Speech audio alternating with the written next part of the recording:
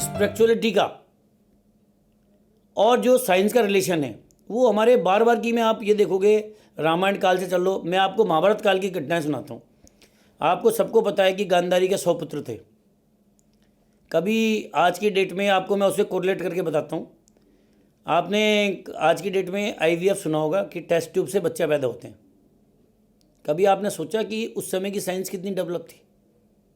द्वापर युग में कितनी साइंस डेवलप थी जब भगवान कृष्ण का आविर्भाव हुआ था कि गांधारी को पूर्ण बच्चा ना पैदा होके उसको एक मांस का लोथड़ा पैदा हुआ जो बच्चा नहीं था।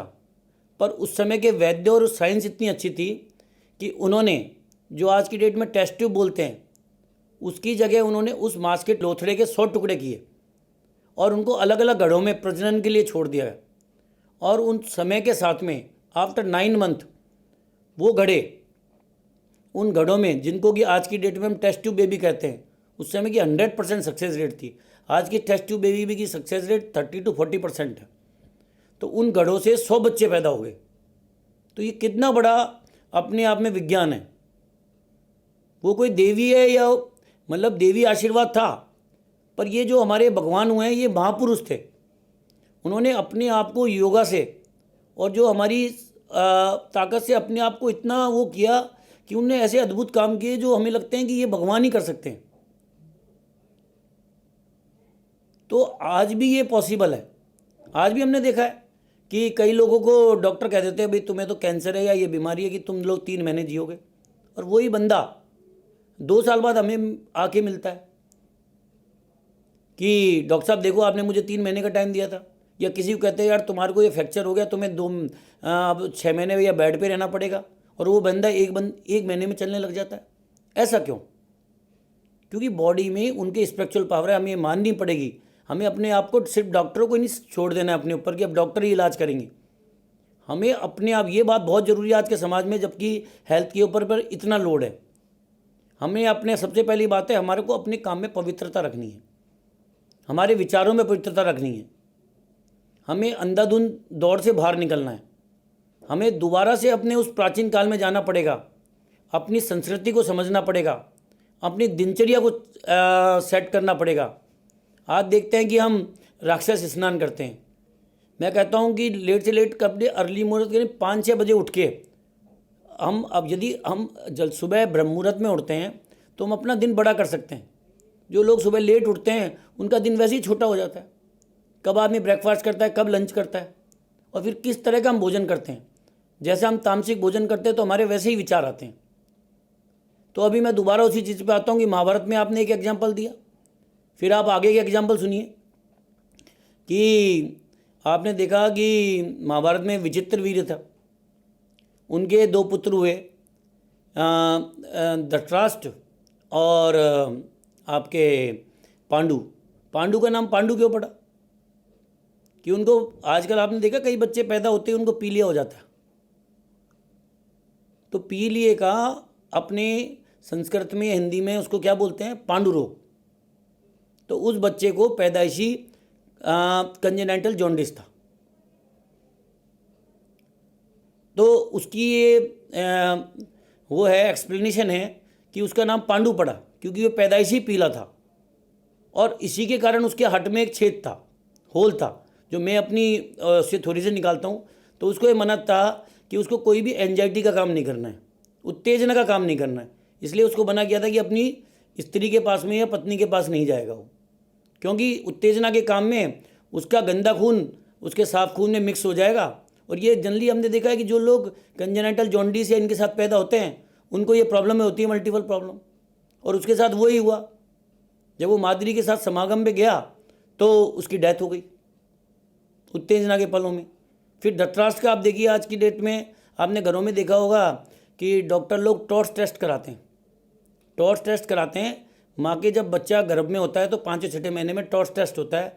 ये देखा जाता है कि माँ को क्या इन बीमारियों से ग्रसित तो नहीं है। वो टॉर्च टेस्ट में क्या होता है? रूबेला होता है, रूबेला वायरस। जो माता रूबेला वायरस से इन्फेक्ट होती है उनके बच्चे अंधे पैदा होते हैं। तो वो ये आप उससे महाभारत काल को कोरिलेट करके देखोगे कि जो धृतराष्ट्र हुए वो अंधे पैदा हुए। तो ये पूरा साइंस हमारा पूरा जुड़ा हुआ है। आप साइंस को देखो कि हमारे ऋषि मुनियों ने क्या देखा कि लोगों को हम वैसे रोकते हैं कि यार आप है ना, यदि हम कह दें कि सूर्य भगवान है और सूर्य पर जल चढ़ाओ, तो लोग वैसे तो मानेंगे नहीं, क्योंकि यदि हम सूर्य को भगवान करके, वास्तव में सूर्य भगवान है, सूर्य नारायण है, जब हम, क्योंकि जो भी चीज़ हमें फ़ायदा देती है, जब हम सूरज को जल चढ़ाते हैं सुबह सुबह, तो जो सुबह सुबह की रोशनी उसमें से फिल्टर होकर आती है पानी से, वो हमारी आंखों को और हमारे शरीर के ऊपर बहुत ही अनुकूल असर पड़ता है। तो हमारे ऋषि मुनि इस साइंस को समझते थे, तो उन्होंने क्या बोला कि हमारे सूर्य सुबह उठ के हमें सूर्य भगवान को जल देना चाहिए। तुलसी के पौधा जिनके घरों में लगा होता है, उनके घर में ऑक्सीजन का लेवल अच्छा होता है। तुलसी मानी वृंदा, तो हर घर में उन्होंने तुलसी के लिए बोला। आज हम गाय को माता मानते हैं।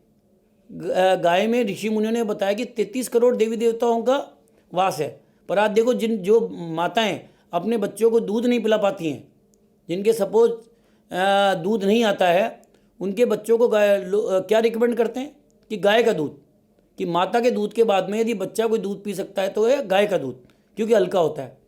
तो गाय हमारी जो कामधेनु है, वो भी हमारा देवी आशीर्वाद है, इसलिए हर घर में गायों को पाला जाता था।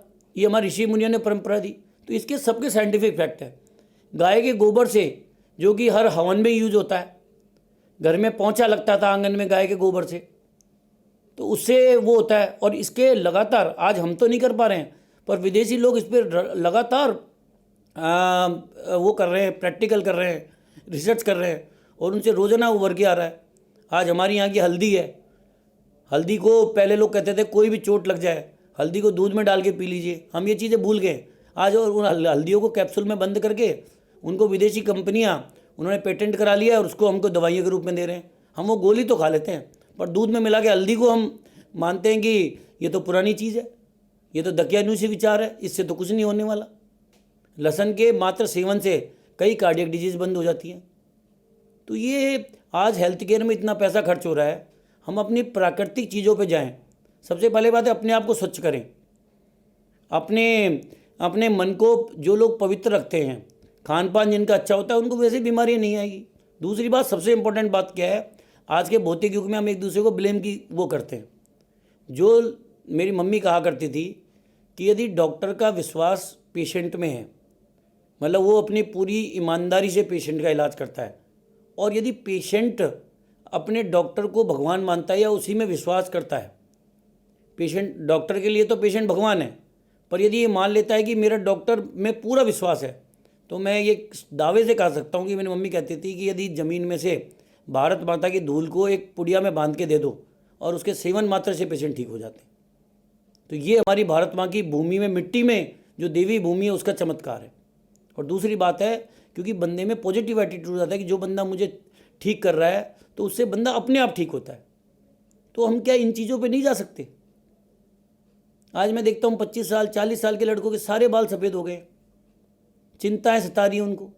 पहले 58 साल के उम्र में बंदा रिटायर होने के बाद में सिंपल 2 कमरों का मकान, एक लैट्रिन बाथरूम बनाते थे। आज 25 साल का बंदा बड़ी कार ले लेता है लोन के ऊपर, और फिर कल को किसी कारण से कोरोना वोना टाइम पे नौकरी चली जाती है, उसके बाद वो डिप्रेशन, चिंताएं, आज साइकेट्रिस्ट की ज़रूरत पड़ने लग गई है। तो इतने डॉक्टर, इतने पेशेंट कहाँ से आ रहे हैं? इतनी बीमारियाँ क्यों आ रही है? इन सबके जिम्मेदार हम हैं। हमें अपनी पुरानी संस्कृति पर रोकना पड़ेगा, हमारे वेदों को अध्ययन करना पड़ेगा, हमारी स्टडीज़ में जोड़ना पड़ेगा। जिन वेदों को आज विदेशी पढ़ के और नए नए रिसर्च कर रहे हैं, उन्हें जो हमारी धरोहर है, हमारी संस्कृति है, हमारे नालंदा जैसे विश्वविद्यालय को दोबारा से पुनर्जीवित करना पड़ेगा, क्योंकि वो विद्या का कोई फ़ायदा ही नहीं है जिसका कोई इम्प्लीमेंटेशन नहीं हो। विद्या में जो जहर घोला गया है उसको हमें दूर करना पड़ेगा।